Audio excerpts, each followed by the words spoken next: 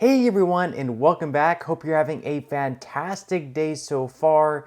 So in today's video, we have some good news about the next increase for all Social Security beneficiaries, but we're also going to be covering some bad news that's going to come along with that as well. Plus, this is going to be the week that Marjorie Taylor Greene tries to oust the next House Speaker, the current House Speaker, in Mike Johnson. We're going to be going over what one Democrat is saying about her plans to do that. But before we go ahead and dive into the main content of today's video, if you wouldn't mind helping out real quickly by just give this video a like, that just helps out with the good old YouTube algorithm, and also consider subscribing to my channel if you have not already.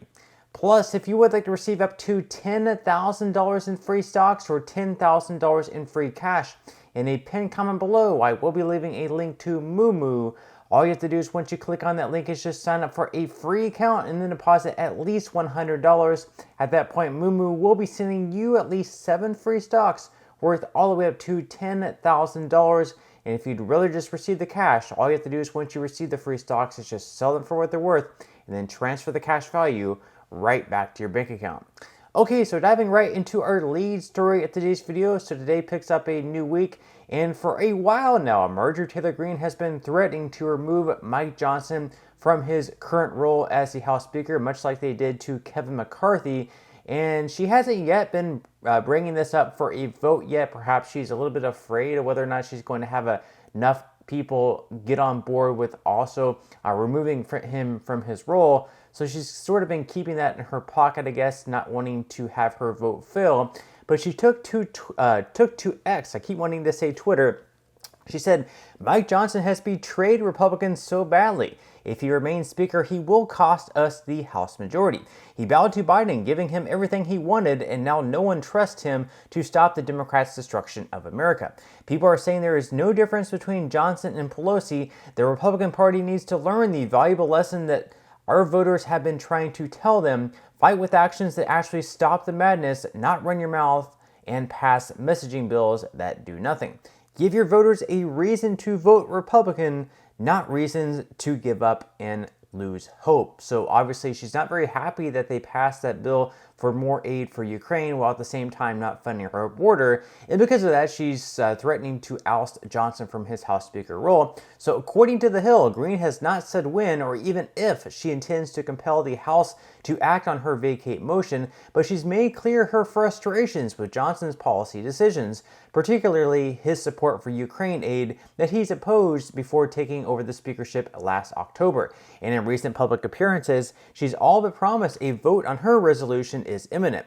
She said, quote, Mike Johnson's speakership is over. He needs to do the right thing to resign and allow us to move forward in a controlled process. Such a vote would set the stage for an extraordinary internal clash because most other House conservatives, even those who share Greene's distaste for Johnson, are emerging from the woodwork to say that now is not the time to boot the speaker from power. Not only has the Republican small majority become even slimmer in the months since the historic vote to remove former House Speaker in Kevin McCarthy, but the calendar has crept closer to November's elections when the House is up for grabs, and even many hardliners are eager to avoid a bitter civil war heading into the polls. So I think they realize now that perhaps removing the former House Speaker in Kevin McCarthy was a little bit of a mistake, because now their majority is even slimmer in the House, and they're realizing it really doesn't matter who they have as a House Speaker. When you have such a narrow majority and you don't control both chambers, the House and the Senate, it's very hard to legislate and get your way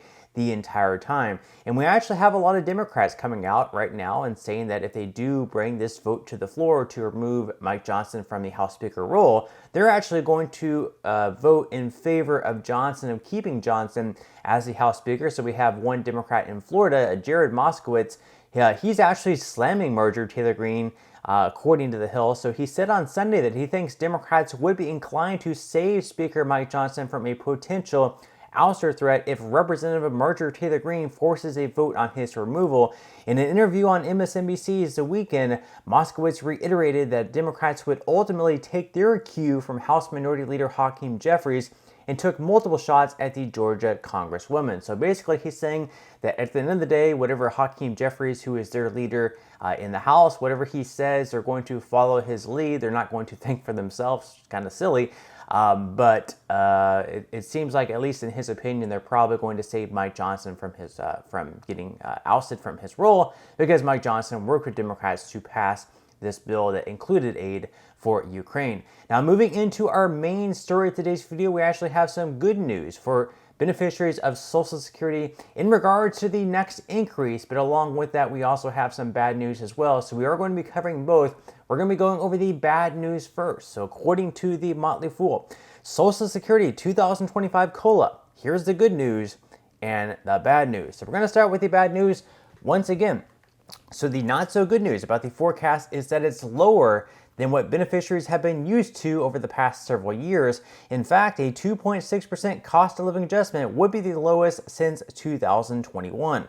So we can see the 2021 COLA did come in at 1.3%, and then followed up by that was 5.9, 8.7, and 3.2% in the next year's forecast so far, even though this is not going to be for sure, is going to be 2.6%. Now, as far as the good news go, they say there is a bright side to a lower COLA, however, because the adjustment is based on inflation data. A smaller COLA means that inflation has slowed over the past year. Slowing inflation could signal that the cost of living crisis is finally beginning to ease up. While a smaller raise doesn't necessarily feel like a positive, lower cost overall will generally make more of a difference to retirees than slightly larger checks each and every month. Now, of course, some more bad news is that a lot of people are reporting that even though we are receiving all of these cost of living adjustments year over year, they're not actually keeping up with inflation, so they're not actually doing what they're supposed to do. So according to the story from CNN, Social Security is not keeping up with inflation that could weaken Biden's support among some seniors. So not long ago, senior citizens got the two biggest annual increases in their monthly Social Security checks that most had ever seen, but for many of them, the adjustments still weren't enough to cope with the runaway inflation of earlier this decade and the continued high prices for food, housing, utilities, and other necessities. That's forcing more of them to spend their emergency savings, carry debt on credit cards, or apply for assistance programs, according to the Senior Citizens League, a nonpartisan public education and advocacy group. They go on to say that costs remain high, so senior citizens typically get an annual cost of living adjustment that's based on inflation, but many of them and their advocates have long complained that the increases don't keep up with their rising expenses. They aren't wrong. Inflation has eaten away at 36% of Social Security benefits buying power since 2000, according to an analysis last year from the Senior Citizens League. Those who retired before 2000 would need a nearly $517 boost in their monthly benefits just to maintain the same level of purchasing power as in 2000. So they certainly aren't wrong there. People are seeing that even though their checks are going up year over year because of the cost of living adjustments, the actual inflation is higher than the cost of living adjustments. So they're saying that these numbers are not, the COLAs are not keeping up with actual inflation. And the numbers here also show that because seniors are seeing that their Social Security checks are not keeping up with inflation, they're ultimately going to be blaming this on Joe Biden and his policies that have been causing all this inflation to take place. And that could hurt Biden in the polls, which once again, we have the election coming up in November, which this year is just flying by. So that's going to be here before we know it. But leave your thoughts and comments below about everything that we spoke about in today's video. I'd definitely love to read them. But that's all we have for today's video. I certainly hope you enjoyed and found value out of it. If you did, again, I would greatly appreciate if you could give this video a like. Consider subscribing to my channel if you have not already. And I will see you in the next video.